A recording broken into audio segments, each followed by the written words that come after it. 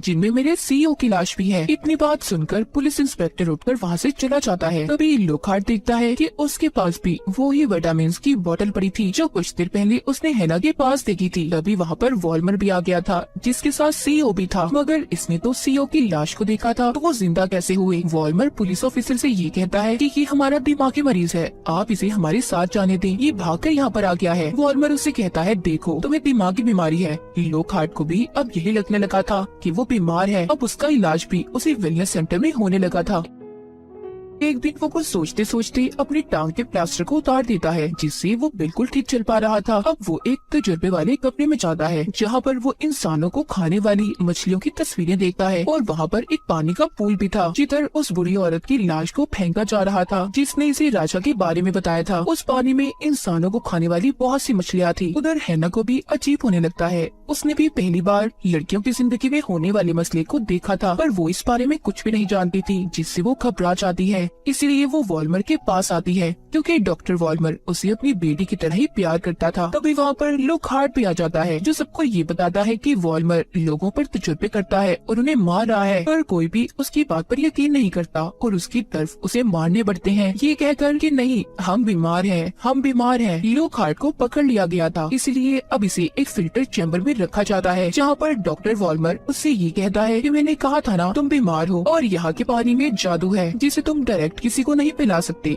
दरअसल वो छोटी बोतल में पानी जो हमने हर किसी के पास देखी वो पानी यहाँ पर रखे हुए इंसानों का पसीना था जो कतरा कतरा करके उन्हें पिलाया जाता था। वॉल्मर कहता है कि हर इंसान 60 से 70 साल तक जीता है पर यहाँ पर रहने वाले लोग 200 से 300 साल तक जीते हैं जो इसी पानी के जादू का असर है। अब वॉल्मर वहाँ पर एक पाइप लगाकर लोखंड के मुंह में मछलियाँ डालता है जो उसके अंदर जाते ही अब उसका पसीना निकलने लगता है, यानी कि वॉल्मर की जुबान में प्योर वाटर जादुई पानी। उधर हैना को दिखाया जाता है जो बड़ी हो चुकी थी और उसकी शादी किसी और से नहीं बल्कि डॉक्टर वॉल्मर से करवाई जा रही थी। लोखंड के साथ जो कुछ भी हुआ पर अब वो हैना के साथ गलत नहीं होने देना चाहता था, इसलिए वो चुपके से वॉल्मर के कमरे में जाता है और उसकी एक किताब को देखता है। वहाँ पर पड़ी उसे एक तस्वीर भी मिलती है जिसे देखकर उसे ये पता चला था कि 200 साल पहले जिस राजा के बारे में इसने कहानी सुनी थी वो कोई और नहीं बल्कि डॉक्टर वॉल्मर ही है। यहाँ पर वॉल्मर की जो बीवी थी वो उसकी बहन थी, उसने अपनी बहन के साथ शादी की। उन दोनों की एक बेटी हुई जो कोई और नहीं बल्कि हैना थी। वॉल्मर की बहन यानी कि उसकी बीवी तो मर गई